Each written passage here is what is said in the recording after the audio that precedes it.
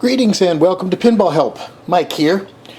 Today I am working on this Stern Jurassic Park, and I've got a little item I'm going to add to it, and it's a shaker motor. I'm going to add a shaker motor to Jurassic Park. Normally I'm not a big fan of modding up my games, or shaker motors for that matter, but some games I think it really does benefit. And since Jurassic Park has big dinosaurs, it seems appropriate to have the machine shake a bit when they're doing stuff. So I think this is one of those games where a shaker motor really adds to the experience. So I've got my shaker motor right here, and let's open it up. Let's unbox it. Let's see what we got here. Alrighty. Now my shaker motor came from Stern, I believe, but you know there's a number of different places that you can get these things, and so this is here it is right here. It's all wrapped up. Let's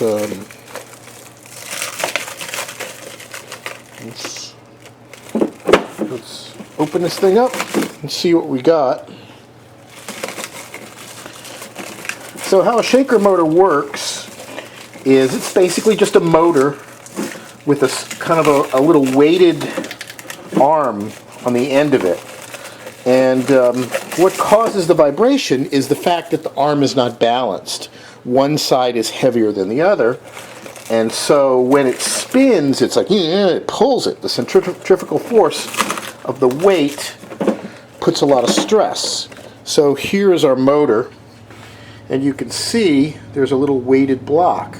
Here's the center, and then you can see this is off the side. So when this thing spins, the weight pulls it in the direction it's going, so it vibrates. If you ever had like an unbalanced tire, when it spins, it causes a vibration.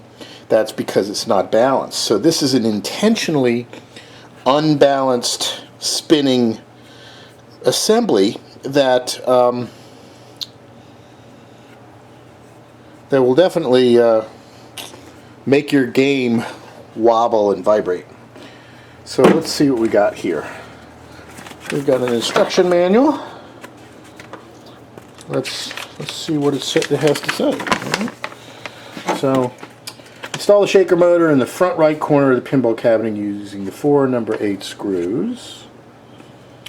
And you can connect the 5-pin Z header to the 5-pin connector coming from the shaker motor assembly. Connect one of the 5-pin assemblers from the red and blue wiring harness to the 5-pin Z connector. Connect the other end to connector CN2 on the cabinet node board located on the left. So relatively simple. And then you put the cover over it. And so it's nice. There's a little diagram. Shaker motor goes here, cable goes around. So, and then here we've got cabinet node capacitance kit. When using a shaker motor, it is highly recommended that the cabinet node capacitor kit be installed. This additional capacitor prevents mysterious slam tilt switch activations from occurring. So I assume the shaker motor will set the tilt off without this, so this is probably, I guess, an addendum to this design. So I guess we've got both of these things. We've got the capacitor thing too. Okay, so let's hook up the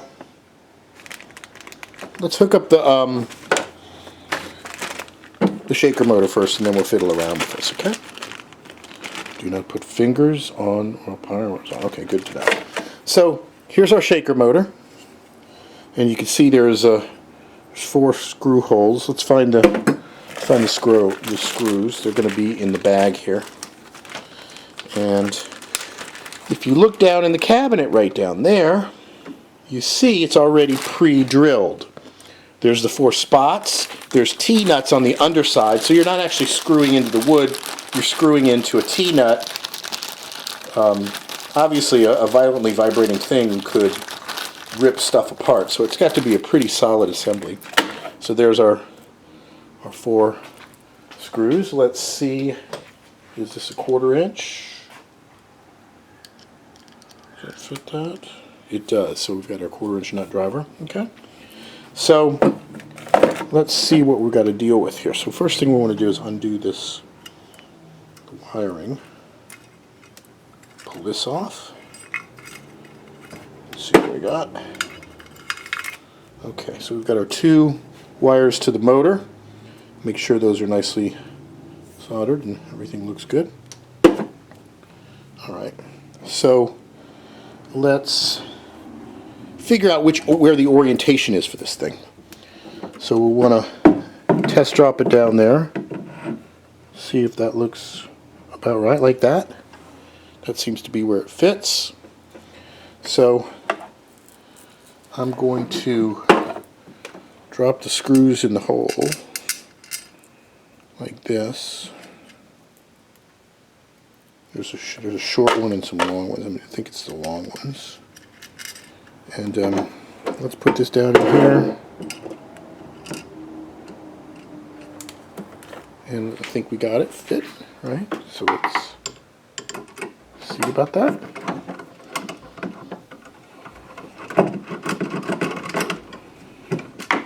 Can't tell. Yeah, I think it's in there.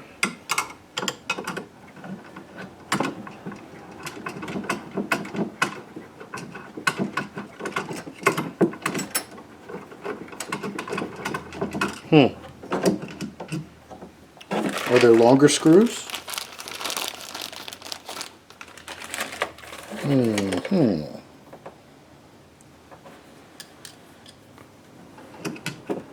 Let's see. Let me feel down here. They are in the holes, but I'm not so sure that they're reaching the threads.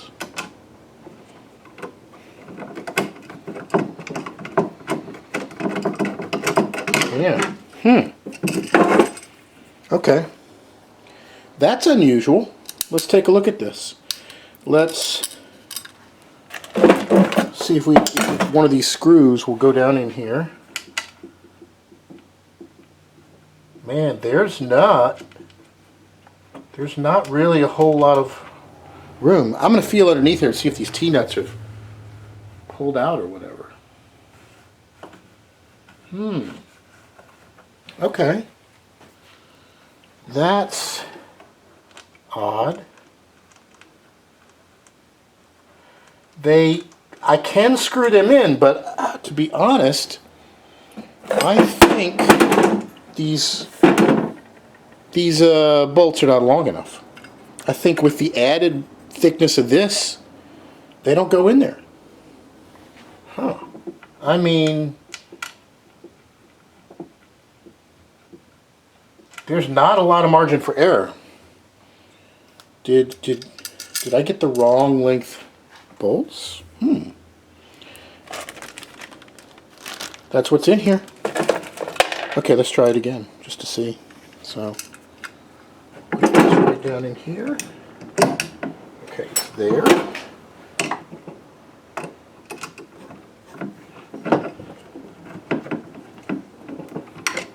Okay, it took, but boy, you gotta line that up just perfect, I think. I don't know if I like that. I think they should have given you a little bit longer bolts, but we'll see. So let me, oh, that was great. Went into the coin box. Okay, so let's put this other one down here. This is not one of those magnetic nut drivers, unfortunately, which would be really, really useful right about now. So what I'll probably do is turn this off, and then when you see it again, I'll have gone through all this hassle of getting those 4 little bolts in there. So stay tuned. Next video, we will continue this process. I won't bore you with me trying to fish the screws down there, but I think we can attach this thing. It's going to take a little bit of finagling. Stay tuned for more.